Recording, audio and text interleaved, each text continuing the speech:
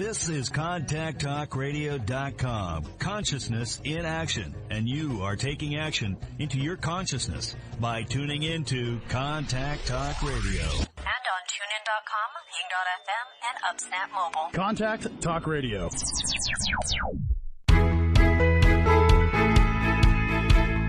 Welcome to Life Mastery with Todd Allen, the talk radio show that dives into the science of higher consciousness. Join Todd and his guests weekly at 10 a.m. Pacific Time and learn how to live a peaceful life with intentional mastery. Enjoy a survey of inspiring topics such as abundance, intention, health, manifestation, love, and transformation. It's all right here. Leading authors, speakers, coaches, entrepreneurs with stories and messages to support your well-being, let alone your most evocative dreams.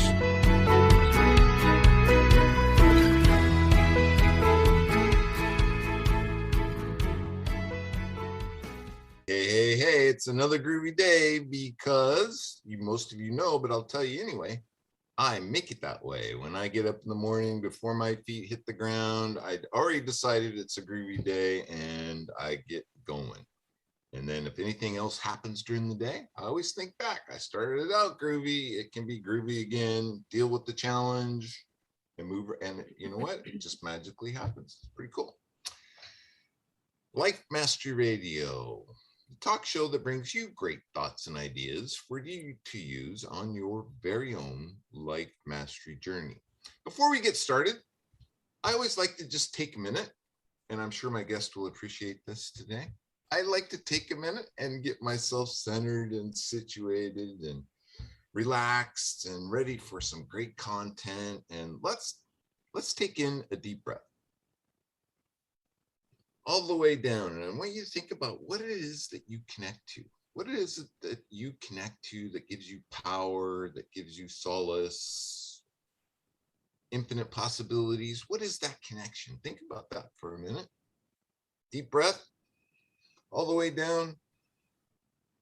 And now just let that breath out with a big and let those flow up out of your speaker box, out into the universe. Now here's the deal.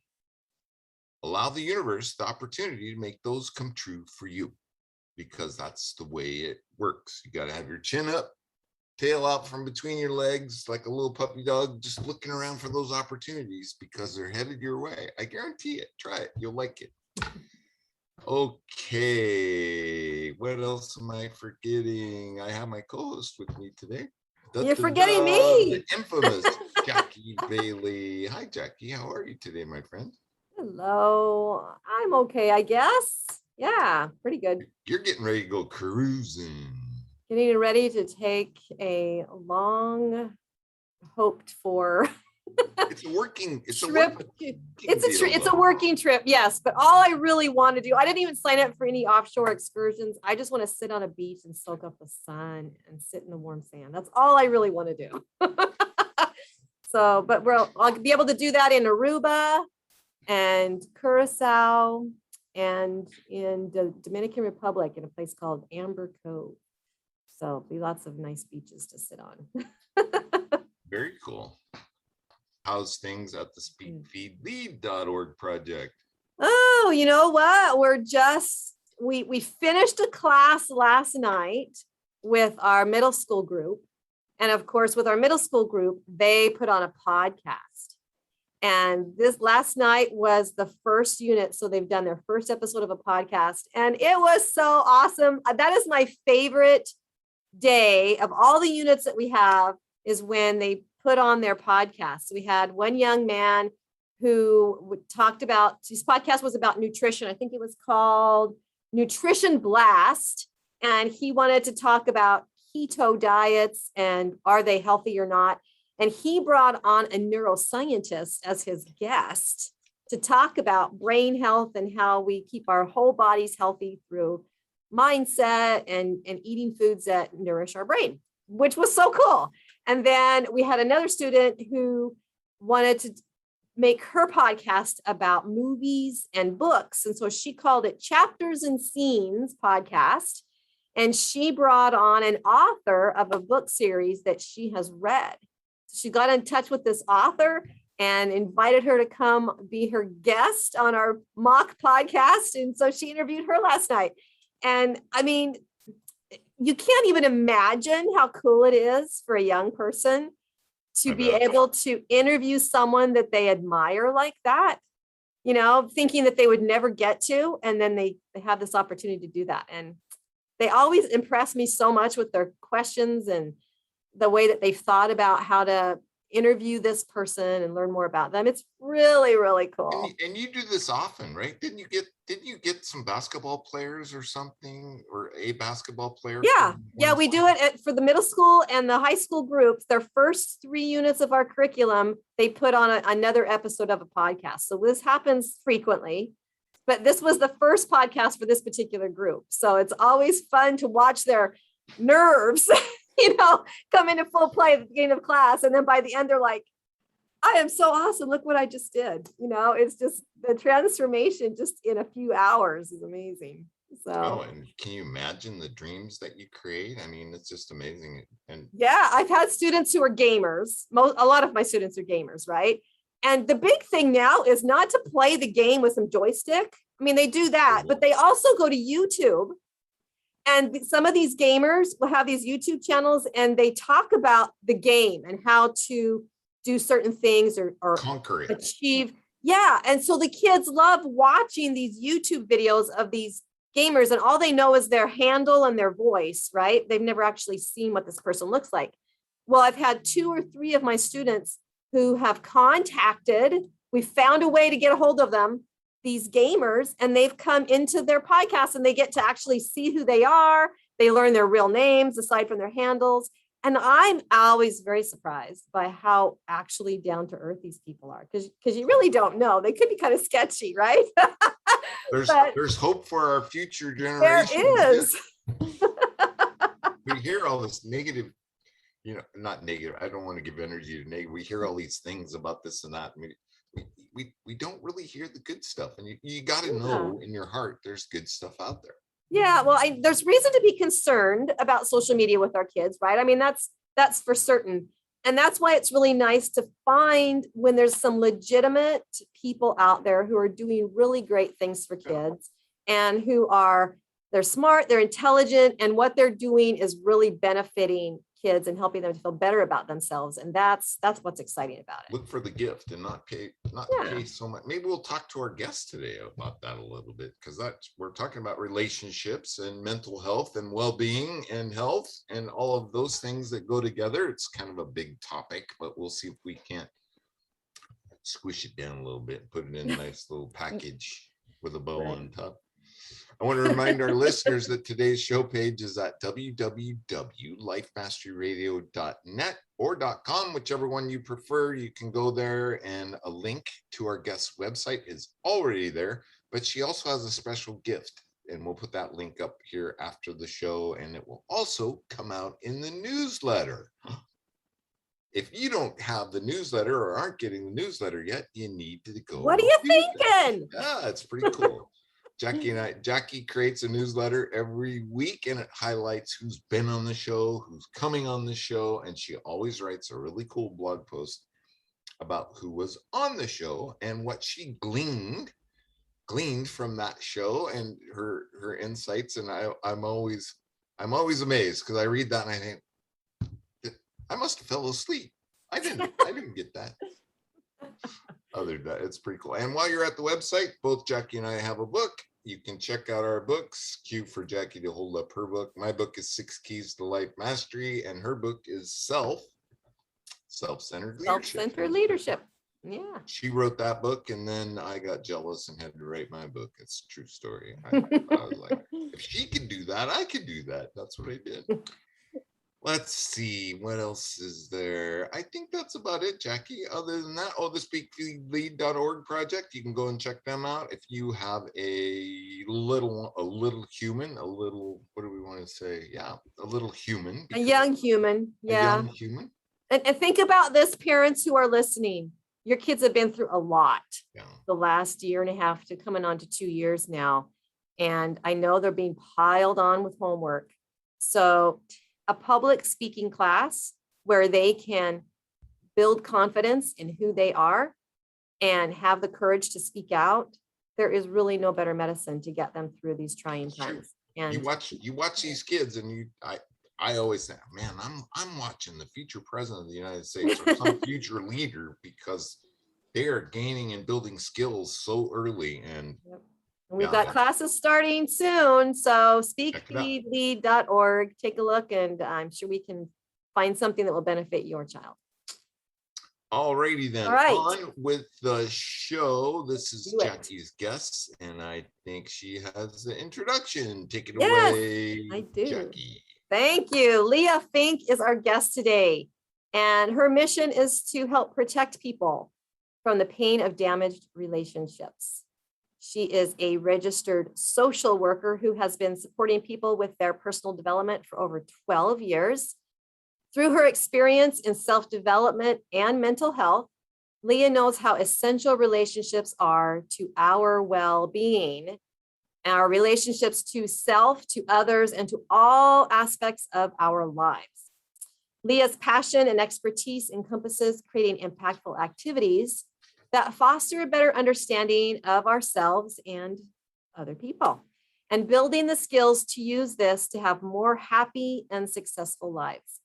She currently owns All Thrive, where her public speaking and engaging workshops strengthen people, solidify their relationships, and change their lives. Yay for Leah. So we are very happy to have her here today, where we're going to be talking about mental health, relationships, and she is the expert on hand. So nice to have you with us, Leah. Yay. Thanks so much for having me, man. That was such a great intro, and your guys' energy is just a phenomenal way to start the day. Oh, cool. Well, we're glad you're with us. And We're you are excited. from up north. From I'm from Canada, eh? Hey. So Leah, you do some amazing things. Have you always been amazing? I'm certain you have, but what brought you to this point? What's your history? What's your story that allows you to do what you do today? Yeah, thanks for asking. So I started out when I was a teenager. So I would have been one of those people that would have loved Jackie's program. When I was about 14, I got to start doing some personal development courses, and I absolutely loved them. They were life-changing. They were so inspiring. They increased my confidence. I thought it increased my skillfulness in relationship, all of these great pieces. And I decided when I was about 16 that that's what I wanted to do for other people.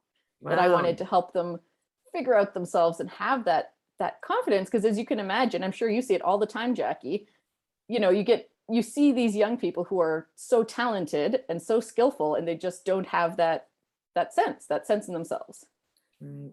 Yep. So that's really what I wanted to do. I went through a degree in outdoor leadership to really understand how I could do this experiential piece and support that kind of growth. And then I went through as a social worker, and that was to really understand mental health, right? That was language that was starting to become used more and more often. I wanted to understand how people worked, how they thought. And then I actually moved forward into working at a wilderness treatment center for youth with addiction and mental health challenges.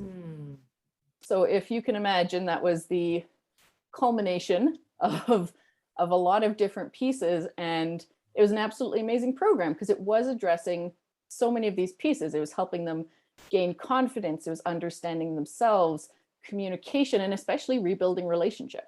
Because as you can imagine, youth who have gone through something like addiction, this more extreme mental health, generally are going to have broken relationships. There's going to be broken trust. There might be some trauma, or often there's trauma. And the really sad part to me with that, though, is it was all obviously a bit reactive, right? The way we treat mental illness, substance use, it's all only when things are really bad, unfortunately. And I think we're getting better as a society at being more proactive, starting to support people like this radio show is looking to support people, hopefully before their problems, they can gain these skills and this awareness.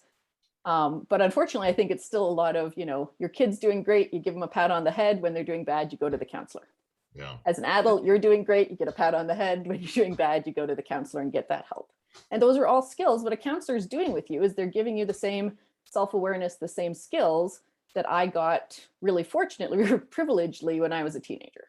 Yeah. So that was really what inspired me to do this proactive piece. And, I saw it in my own life too. I had a a friend when I was younger for my whole life was like my sister, who came to me and told me that she never really felt connected after 20 years of this sisterly friendship bond. And, you know, I started going like, maybe I'm not practicing what I'm preaching. So that also got me really into this relationship piece. And it inspired me because it's so hard to recover from a damaged relationship. So when I talk about protecting people from the pain of damaged relationships, it's really, you know, can you get these skills even when you think things are going fine? I think everyone's had an experience of, I think something's going fine in a relationship and suddenly something happens. You're going, where did that? It blindsided me from the left field. What the heck? And, you know, on the mental health side too, fortunately, I've had also the opposite experience, which was some people who I was able to support through suicidal ideation. And, you know, if there was a more stark contrast of talking about, you know, not being able to connect with someone who I thought I was connected to, and then the other side being able to connect with someone in a way that potentially saved their life. I mean, that's what we need. We all need those kinds of relationships because they are huge protective factors for your mental resilience. Yeah. So that's my passion there. Yeah, it's really I can feel it. Yeah. Oh, yeah. She speaks from the heart. You know, it's interesting. Last night, the theme of my Toastmasters meeting was well-being, and we got into an interesting discussion. And you know, I'm still thinking about what we talked about and some of those things. So I was the table topic master, so I got the chance to really quiz the rest of the club. So here we're going to go with this one because this is really curious. What's a good way? I'll boil it down a little bit. Define well-being. What's a good way to measure somebody's well-being? What does that encompass? I know that's a big topic and but for you, what's a good way to measure my well-being? That is a very big question. You're right. How much is that? The full hour? I could talk. Start now. Wrap it up kind of in a little bit. Yeah, I really like what you said at the beginning, because I do think it's a piece of perspective. So if you can look at the world in a sense where you see your day-to-day as being happy, fulfilling, you know, limited amounts of stress. We're all going to have stress, but that you're able to manage it, that you feel capable and confident. I would say that's like a very general piece. And, you know, ultimately you can see people in so many different situations in life that you may look at and go, oh, that's a horrible situation. Like I would be so unhappy if I was there. And they might be completely satisfied, right? And that is that mental attitude that you start the day with. And the challenge with that really, or I would say the defining by looking at its opposition, is really what might be limiting that mindset. So if you have poor relationships, especially if you have someone who is actively not supporting, putting you down, you know, doing the opposite of Jackie, right? The opposite of building you up, telling you can't accomplish something. If you have trauma is unfortunately a huge factor, of course, and that can be, you know, your big T traumas that you think about, your maybe assault or a big injury or car crash.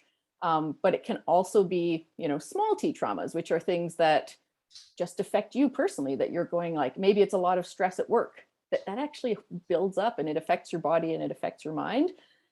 So I think when we're talking about this, it's both what do you want to work towards, but recognizing what factors in your life might be actively putting a blockade or decreasing your chances of having that well-being. Yeah, isolation comes to mind, right? If you're isolating a lot, if you're indulging in chemicals a lot. I know for me, I'll just tell you, Leah, it took 3 trips to treatment before I got the whole idea of being in recovery and the 12 steps. And it just made a huge difference in my life. And that's something you talked about. You know, it doesn't take us reaching the bottom, right? You found that out.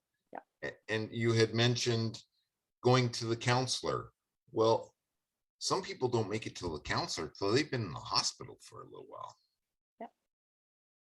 Yeah, I think, I mean, as much as it sounds really, I don't know, cheesy or whatever to say it, like the first step is admitting you have a problem, because the piece that people sometimes don't recognize, especially with substance use or any kind of addiction or coping mechanism is it's a solution for people. Right. Right? I People know heard you every talk kid. about that. Yeah, every kid's been told don't do drugs. No one goes into it going, wow, I think drugs are good, or I think alcohol is like the best way to solve my problems. But when something's happened in your life, maybe it is that trauma, maybe it's some sort of pain or boredom or isolation, like especially this last year, a lot of use has gone up. It's these people saying, I know this will do something for me that I cannot figure out. My resources are tapped. I have no other way to get that feeling, that acknowledgement. So when people go through treatment, it's really not about saying, don't do drugs, take this away.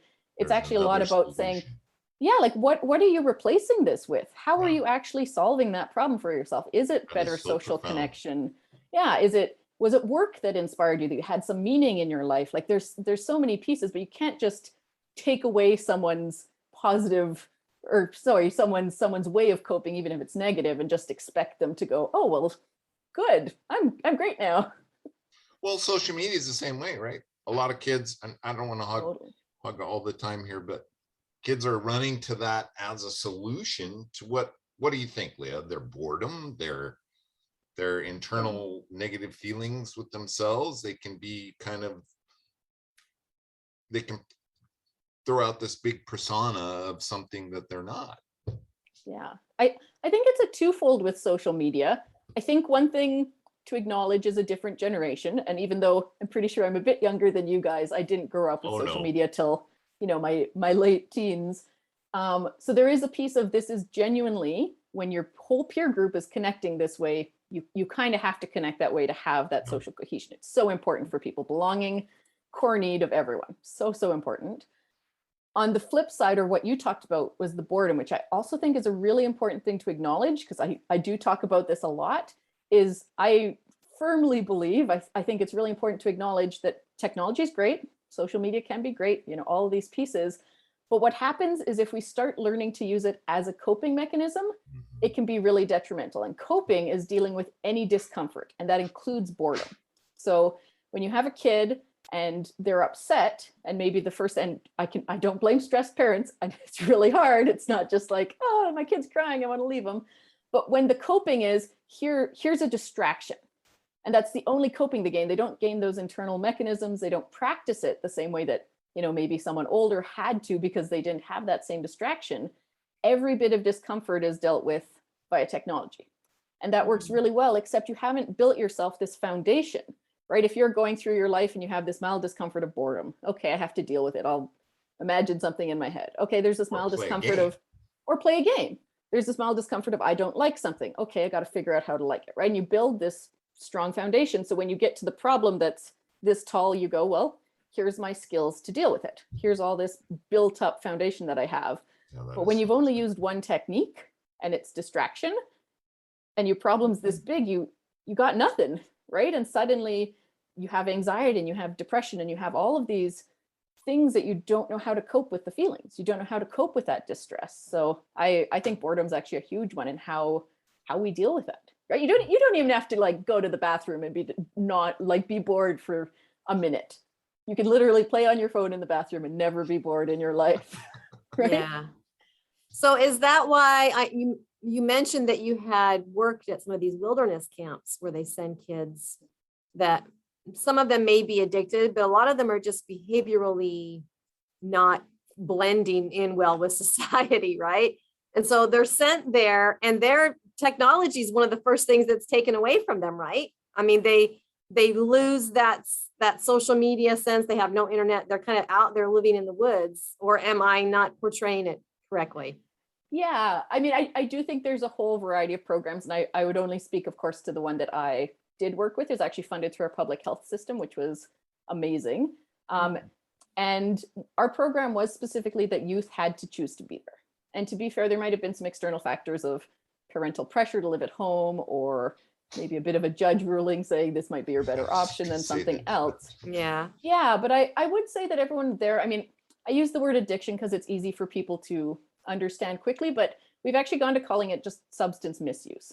Yeah. And that's cool. we talk so much about like behaviorally challenged kids and troubled youth and all these pieces, and really, the youth that were coming out there, really it was just them figuring out how to deal with those problems and choosing, like it was to the point in their lives where they went, okay, this has affected something. It's affected my parents and my relationship so much they say I can't come home.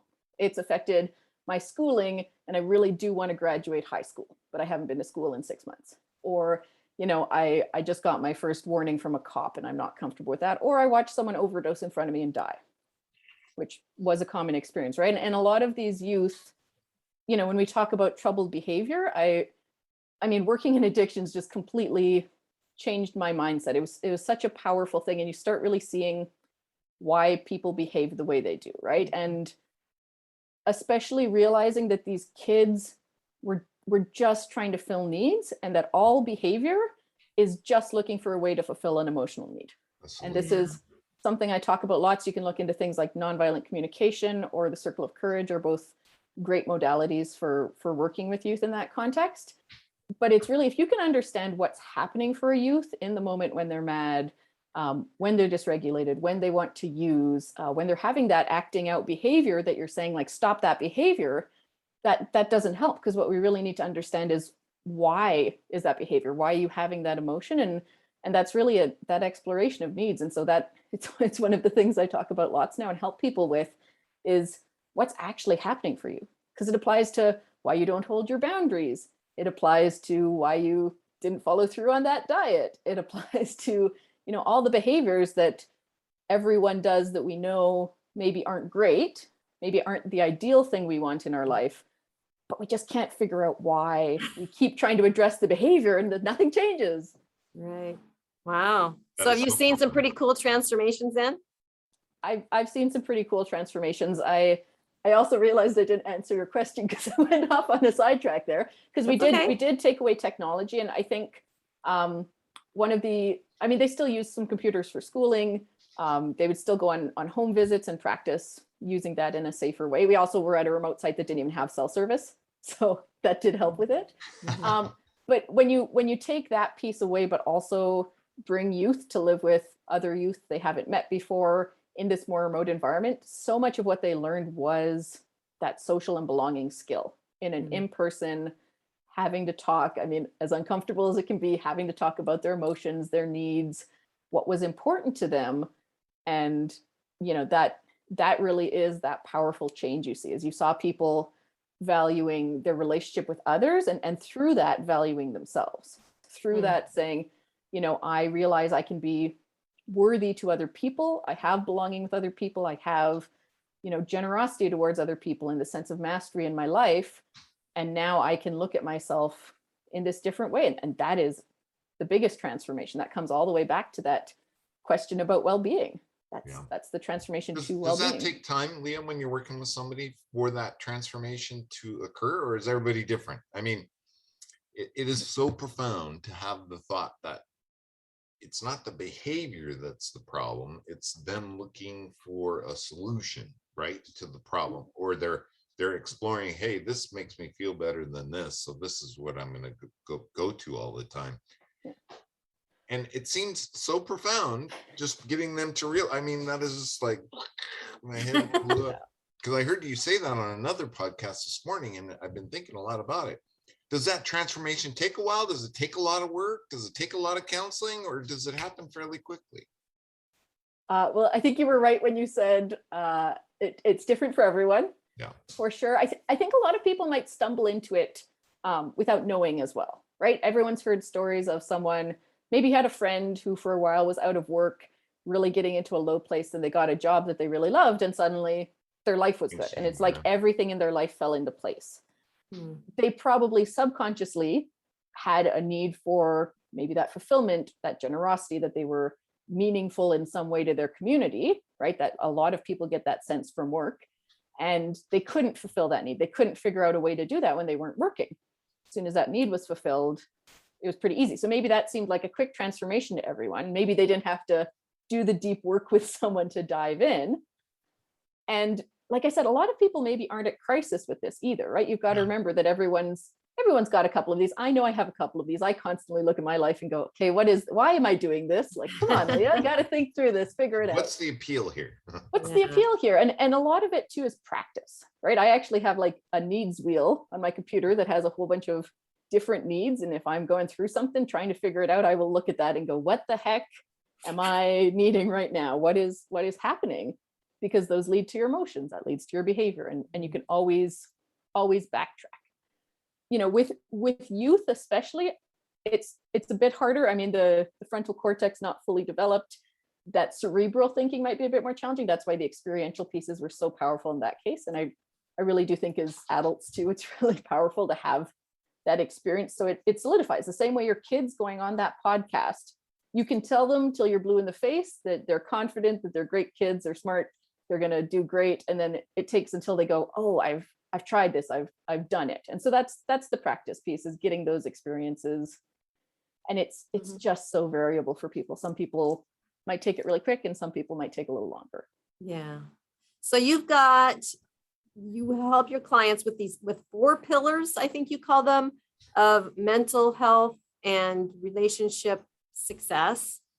Do you want to fill us in on what those 4 pillars are? Maybe explain each one of them and a little bit more about what that means for an individual? Yeah. I have time to go into a couple tips and tricks for each. Is that okay? Yeah, we'd love it. Awesome.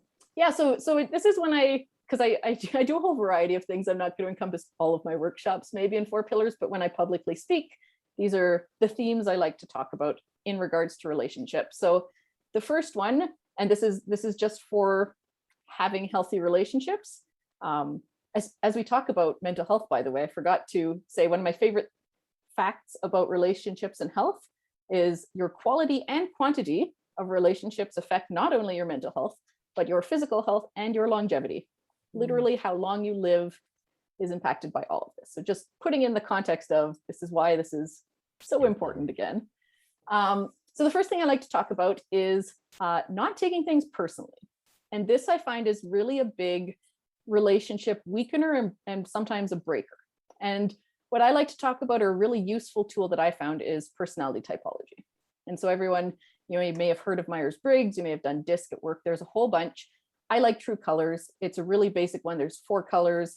And what I love is when I work with it, I only work with it with people in a group, because there's great power in learning about yourself. And that's the way most people start doing personality tests is, oh, I didn't realize this was me, or this is how I relate to people. That's great. But the real power is learning it in groups and recognizing, oh, that group of people, all of them agree. It's not just that one person that I have a challenge with. They all think this is the best way to do things. And that's really healthy for them. And I can respect that. And I can take that not personally, because I realize it works for so many people. And I think that can be a really big revelation for people. So an example I love is the first time I did this, there was an older couple, had been married for many, many years.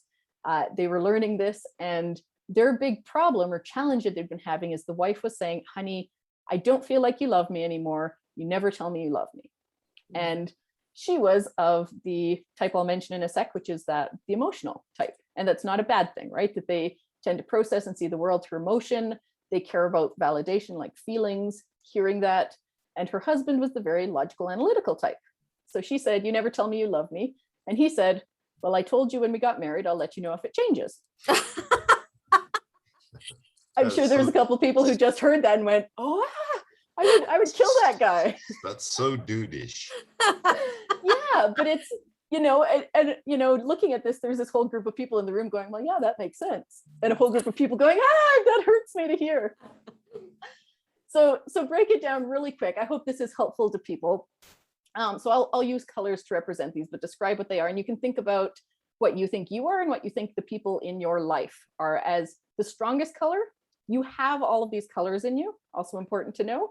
You just have them in greater and lesser amounts, but you can access all of them. You use all these skills. It's not they're them and I'm me. So all together. So the first one I mentioned already, blue is your emotional people. They care a lot about people in relationships. This is like their primary directive. When you first meet them, they might ask you about your family and how you're doing, but they mean it. They don't want fine. They want, oh, well, I had a really tough time today and explain in it. And that's how they build relationships. So either when you're first meeting them, or if you have this person in your life, what they're looking for is deep, meaningful conversations. They like hearing emotional words and how you're feeling, and they want to bond that way. So as you can imagine, they get stressed out when they don't have that. So if you have people from COVID that have been super stressed because they haven't been able to hug their family and friends, they haven't been able to care for their family and friends in the way they hoped, they feel isolated. Those are people that, even if it's over Zoom or maybe you're able to physically meet again your area, give them that close, deep personal connection. That's what they're looking for. Second type, which I also mentioned, green, are your logical, analytical people. So these are people that want facts. They want information. So when you first meet them or when you're talking to them, you'll probably hear a lot of, I think, whys. This is the kid that went, why? Why is that? Why is that? Right? That's that. No type. wonder my favorite color is green. There you go. I feel you, Todd, because and I have to catch myself when I'm talking from saying, I think. But they're looking for information. So give them information. Feel free to say, here's great resource. They may go off into debates and topics. They love debating. Lots of other people don't like debating, but it's fun for them. So they're stressed when they don't have that information. They're stressed when they feel they have to make a really quick decision because they don't have time to think it through and really get that best answer. So once again, you can kind of imagine how COVID particularly might be stressful. But there's two things you can do for them. Again, give them what they want. So give them the knowledge. If they're asking questions, try to answer them, but also give them space. When some people say, I'm fine, just leave me alone, they might be more this blue personality type that wants you to actually connect. And if you are getting that sense, if you're thinking about a person in your life that says that, and you're like, no, this is a relationship person, go comfort them. If you're getting the sense that someone in your life is this logical, analytical person, they say, hey, I want some space, say, great, I'll check in later. They want that, right? So those two can be a little different. You have gold, which is your organized planner people. So these are the people that, stereotypically, maybe they organize their sock drawer. They have a place for everything in its place. They have their next 5 years planned. When they talk, they might ask you about systems and plans. They want to make, as friends, they probably want to make plans ahead of time. They want to organize schedule. A lot of moms take on this role a lot, right? Might come more into their gold side when they become a mom and have 50 million things they have to figure out. Obviously, during COVID, they've also been stressed by their 5-year plan is no longer what it was, right? You might not be able to plan the next week because you don't know what's going to change in your area. And it really helps them to both sit down and make a plan with whatever you can, make a routine, make a structure. But also it can help them to just say, hey, you probably have a plan. How can I help? And do it to the best of your ability. Do it exactly how they want it, because that's really what they're looking for, is that kind of support. And then finally, you have orange. And these are the spontaneous, adventuresome, entrepreneurial people, generally big energy. This might be the person you start a conversation and they're coming at you and it's fast and suddenly you're on 5 different topics and you're like, what's happening? But it's super fun. They're like the life of the party, right? They can be stressed, so when you meet them, follow along, have fun with them, live in the moment, be there. And then when they're stressed, you will notice that they can kind of be the lashing out type, right? They're going to push boundaries. They don't like them rules and restrictions and the schedules, so they might reverse. And obviously COVID, they added more rules to society. They added more limitations. They couldn't see their friends because they're big friend group people. And you can help them by doing something fun in the moment. Don't plan for something fun 2 weeks from now. Say, hey, let's go on an adventure. Let's do something enjoyable.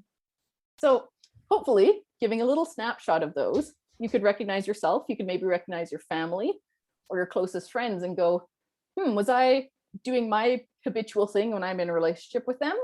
Or do I try to access that piece of what they might like, what might de-stress them, what they might find fun? And that's the piece I really like encouraging people in, that don't take it personally, is when they have that action, when they want to do that thing, recognize it's not them being stupid or making a bad decision. It's them interacting in the best way they know.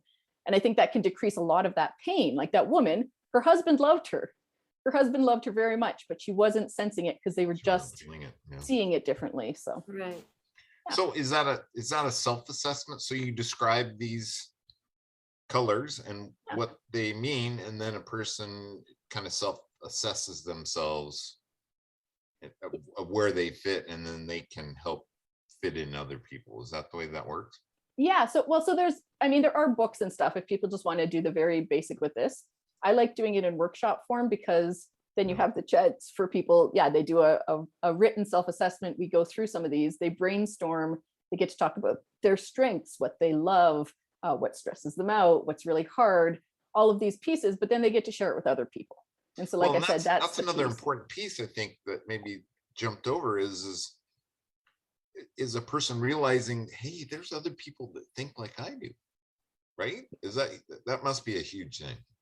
Yeah.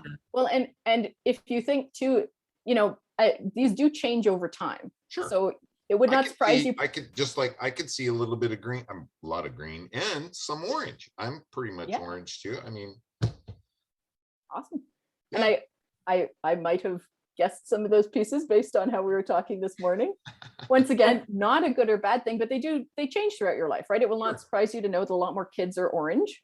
Shocking, right? They're out having fun and living in the moment. Most adults, 55% of adults go to gold, right? So also think about what that means for, society and what people are looking for, why our world is so structured, right? It has all these different kinds of implications. And once again, to not box people and say that you are only this thing, but recognizing that, just your life can influence these. And you can make choices. Yeah. I would have to say Jackie's very golden. No? Yeah, it's funny, whenever I take these personality assessments, I'm never really dominant in one area. I'm kind of balanced actually in several areas. And I think that probably comes from, being a survivor of abuse, where you're just basically, you learn to survive and change as needed to survive. And so I think that's me. Gold probably, but I also see a little bit of green and a little bit of orange. And I don't think I'm a blue necessarily very strongly, but the good stuff about that, Leah, is once you understand what motivates the people that you're in relationships with, then it can actually diffuse a lot of stressful or confusing situations, right? Because, and I tell parents of my students this all the time, is you got to ask questions. You got to be curious, and you got to ask questions of your kids to learn what motivates them. Is it the grade, or is it the subject matter? Is it the after school activity? Is it music? Is it sports? What is it that motivates them and wants them to, causes them to want to be better in something? And so I think what these assessments do, I think the powerful part of them is it does help us to not only learn about ourselves and go, yeah, that's me, that's why I do what I do, but it also gives us open-mindedness to know, well, that's why he's doing that or she's doing that, because they have this type of, personality or whatever. And so when you do this in workshops, do you let people go and meet with the rest of their gold group or their green group or whatever? And is there benefits in doing that? Totally. Well, first of all, I've just got to acknowledge you've used one of my favorite words, absolutely critical for relationships: curiosity, right? As soon as you start assuming things about someone else, it all falls down, right? You've got to be curious. You've got to ask them things to get that knowledge, to get that understanding for someone else. So just want to acknowledge that. Yeah, in the workshops I do, it's kind of two pieces. So one is, and this is just something Todd said too, is have a chance to meet with your group of your strongest color, because it is really exciting to celebrate. You might have been told your whole life, especially if you were maybe the odd one out in your family, that you were a weirdo for XYZ behavior, for liking this thing, right? You were the nerd in our family, no one liked that stuff. Or you were the huggy one in our family and we're not huggers, right? And so it can be really powerful for people to see that and have that experience of, wow, there's other people out there. What I'm doing is not weird. It's not illogical. It's not bad. I'm not a bad person. And then I think the other power is then you have that chance to share, and you have that chance for people to practice interacting with each other from other people's primary strengths. So if I were to give people, 3 places that I think are really useful is how you communicate. Know what color you feel you naturally communicate from, right? So if you're communicating from that very logical, analytical place, recognize that might not help your relationships with people who really want that more emotional language. Great, right? Like just recognize that piece. And then the other piece is recognize what stresses you out, because that's really important, because then you address it in the right way, right? If you have, let's say, Jackie, if you have a broad spectrum of things, which is also great. Not everyone's going to have a strongest color. That's totally fine. They might have like a very good range, and trauma could certainly be a really big thing to have someone go, yeah, you know what, I've got to be able to chameleon in all of these. Totally fine. Let's say you are gold.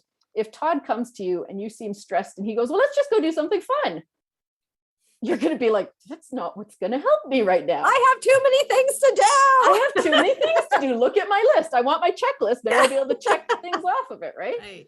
So that's an important one. And then also just knowing what you enjoy, what really brings you happy. And people often know this one a little bit better, but what de-stresses you, what makes you happy and brings you that comfort. And same thing, if you can realize on yourself, realize it in others.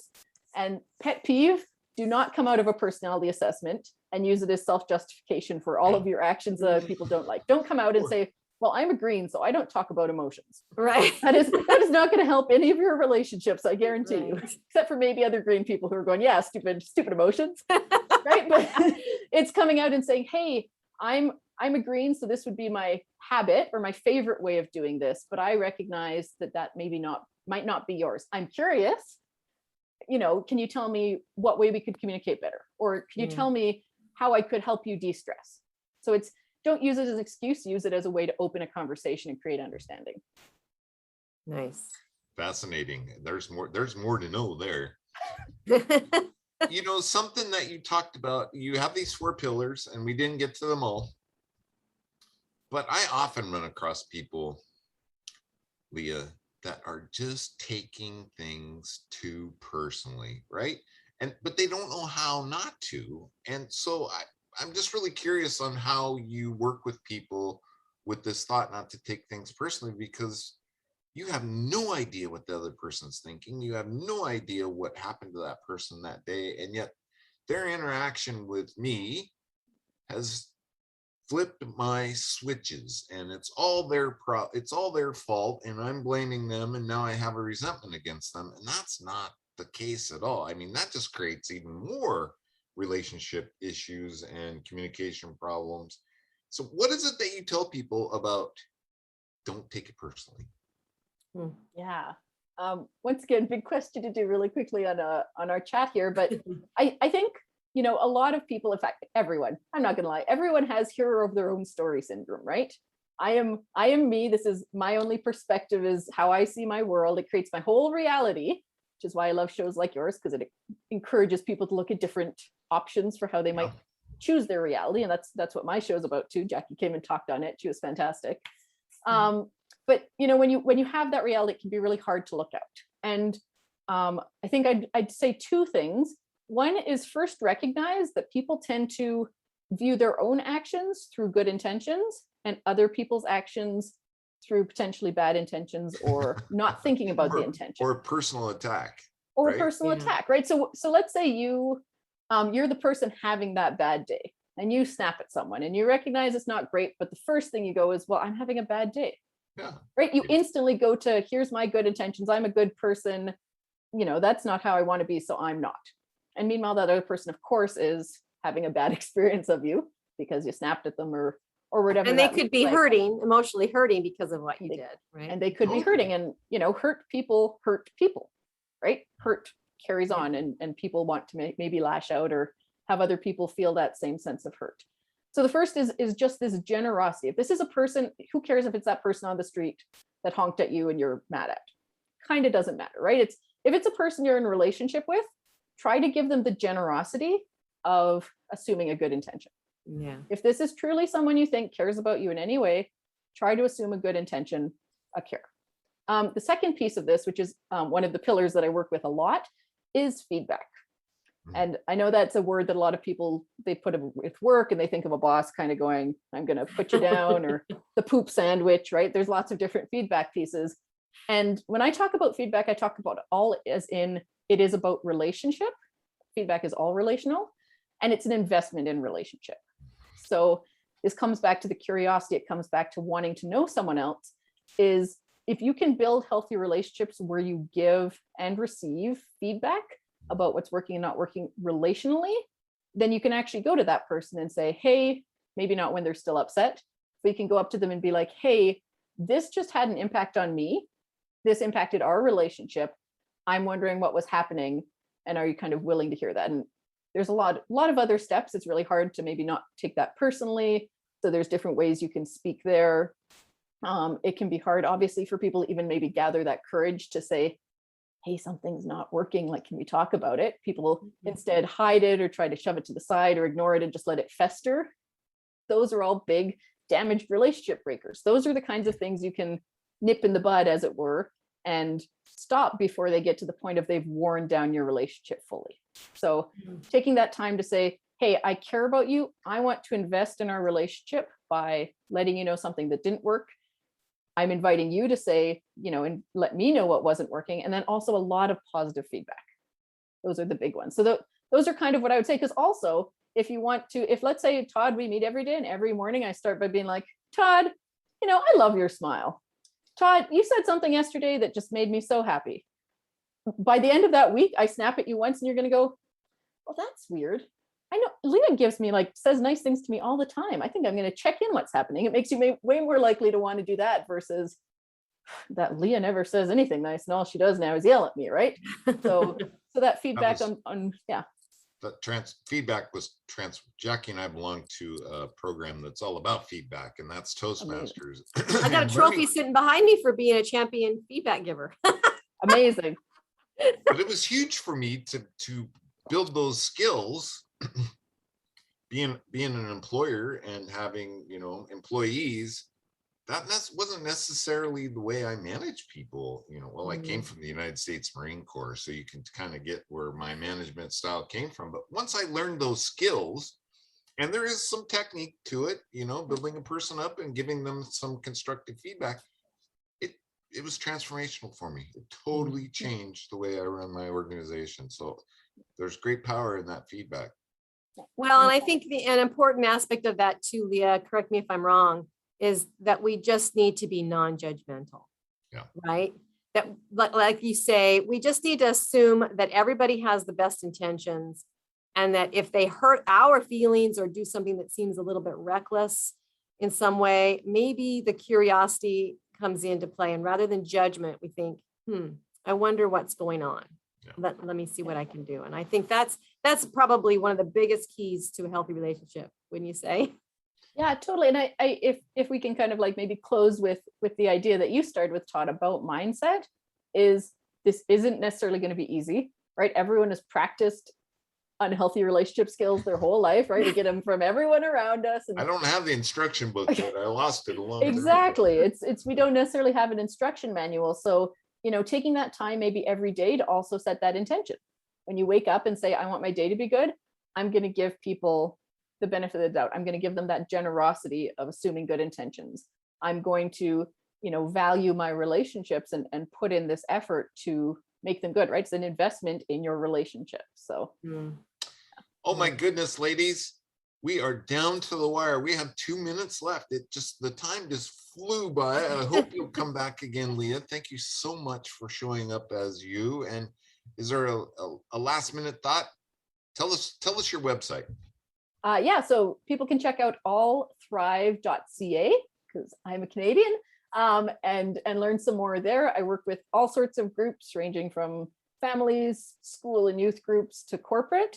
Do a bunch of public speaking. So that information is all on there. And there's a gift. What's the... Yeah. So if you were watching this or listening to this today and you went, okay, that sounds interesting, but how does it work in my life?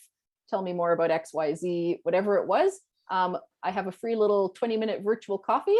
You can book with me and we can meet and you can ask me those questions. And I would love to be able to help anyone out that was on this, that heard about me here. And I will put that link to that on the show page today. Okay, everybody. So go there. And it will be in the newsletter. So sign up for the newsletter. And in the blog. Perfect. Yep. Oh my goodness. Thanks again, Leah. Jackie, any quick takeaways? Oh, you know what? Relationships and mental health go hand in hand. And I don't know why I never really considered the importance of actually working on those together. So thank you, Leah, for that inspiration today. Makes sense. Very welcome. And thank you so much for having me. This has just been fantastic. Did you have a blast? I had a blast. I told you would. I did. You did. Yay. You didn't lie. That's about all we have time for today. You know, Jackie and I, we just have a blast every week with our guests and our newfound friends, because they do become our friends and we build off those relationships. So tell a friend about us. Tell your personal friend about this really cool show, Jackie and Todd, and they always have cool guests, and we would be so in love with you if you did that, and you would be our best friend. Please, lastly, make it a great day, because it's all about choice. And choose to check out Leah's link. Bye-bye for now. Bye, everybody. Thanks. Bye. Bye.